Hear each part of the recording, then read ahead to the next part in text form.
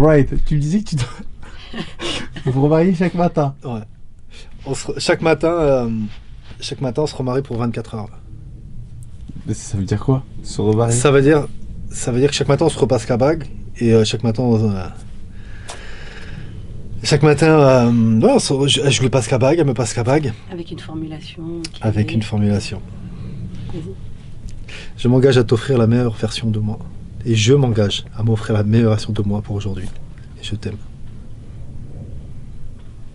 Et ça, systématiquement. Il y a des fois... parfois pendant quelques jours, on ne le fait pas. On est en mode célibataire, on se reséduit. Ouais. En fait,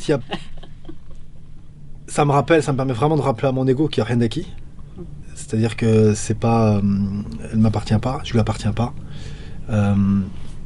On n'est pas dans une espèce de complétude foireuse où si elle est plus là, je suis incomplet, je suis à 50%.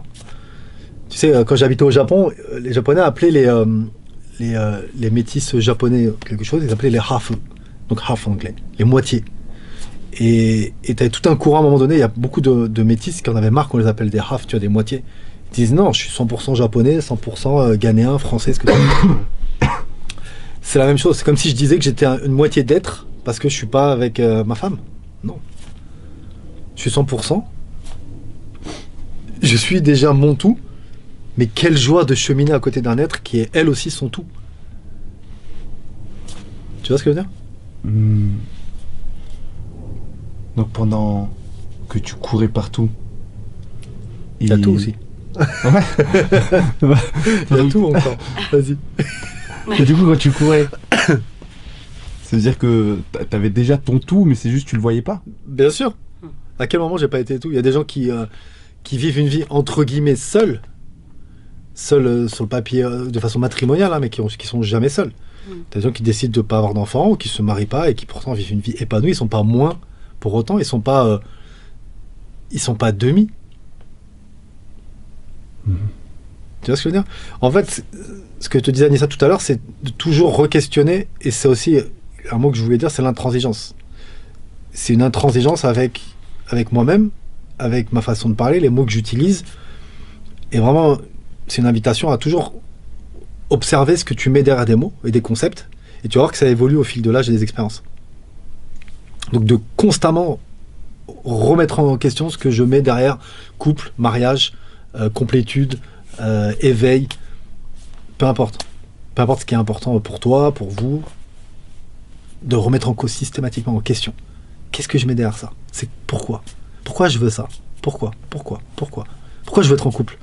Ah, comme ça, au niveau de la religion, au niveau du spirituel, au niveau des parents, au niveau de mon âge, ok. Et tu remets en question encore et encore.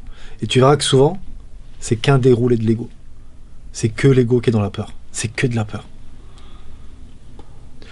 Le plus grand moment qu'on a eu, Anissa et moi, ces dernières années, c'est pas si longtemps, où un jour, un matin, elle s'est levée, elle m'a dit « Mais je t'aime pas. » Oh. Et je dis « Merci. Enfin. » Non, en vrai, on était sous la yourte, on était ici, c'était pendant le ramadan, je m'en souviens très bien. Et c'était en milieu d'après-midi, et à un moment donné, je t'ai dit, mais qu'est-ce que je t'aime toi alors? Et tu m'as regardé en me disant, t'es sûr?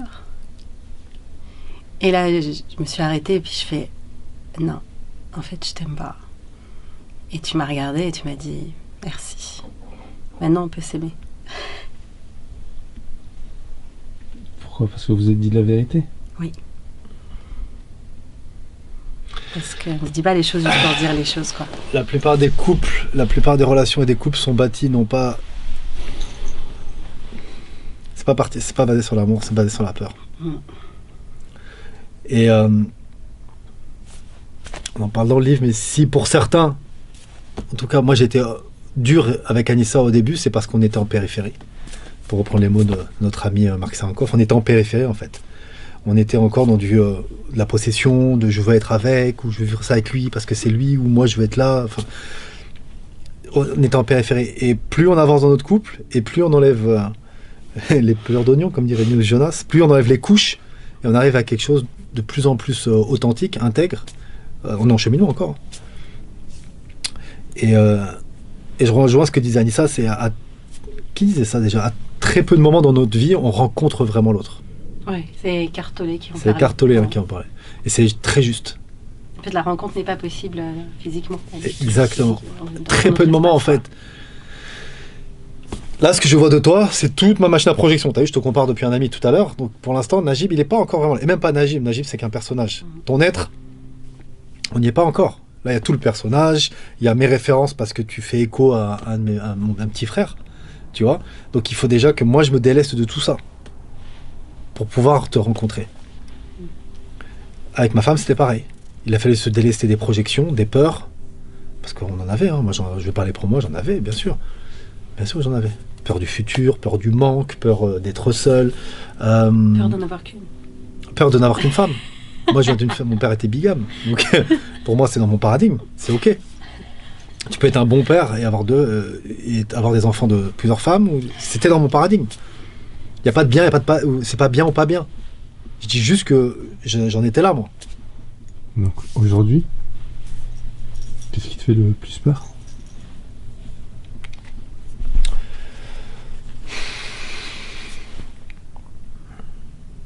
Tu sais, en ce moment, on regarde une série on nous a harcelé pour la regarder.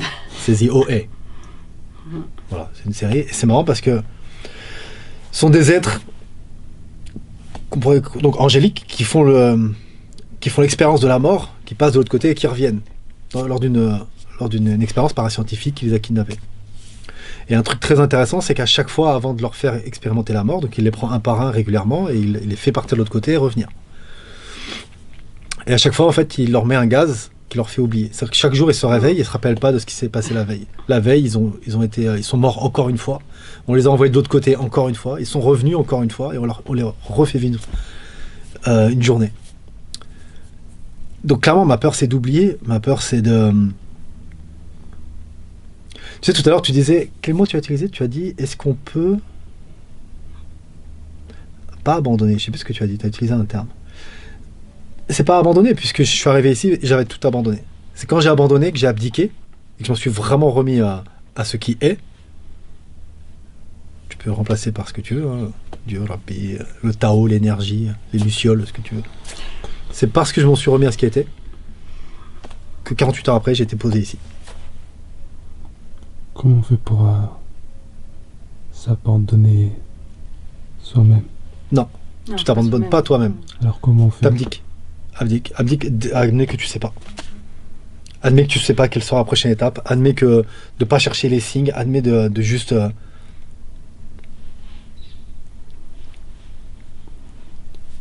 abdique. Comme dit notre ami Amel, surrender. Rends-toi. C'est pour ça que je fais ça. Rends-toi. Donc, vis-à-vis de son ego, on doit abdiquer ou abandonner? Non, là on parle pas d'ego là. Ouais. C'est l'ego qui abdique. Quand moi je disais soi-même, je parlais de l'ego.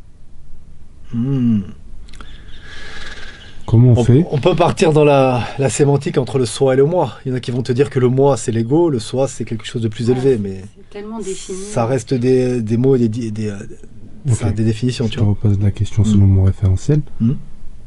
Comment on fait pour abandonner son ego?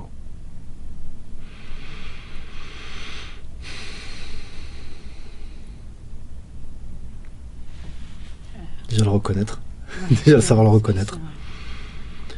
Plus tu le reconnais, Eckhart Tolle en parle très bien. Plus tu le reconnais, plus tu reconnais la petite voix, plus tu l'observes, plus tu la reconnais. Et plus tu reprends ta souveraineté en partant de l'amour. C'est un ami qui me dit souvent ça. Il m'a donné la formule et j'adore, je la réutilise, c'est que ferait l'amour. L'ego part de la peur. Donc tu as le choix de puiser tes prochaines décisions, tes prochaines pensées, tes prochaines actions, soit dans l'amour, soit dans la peur.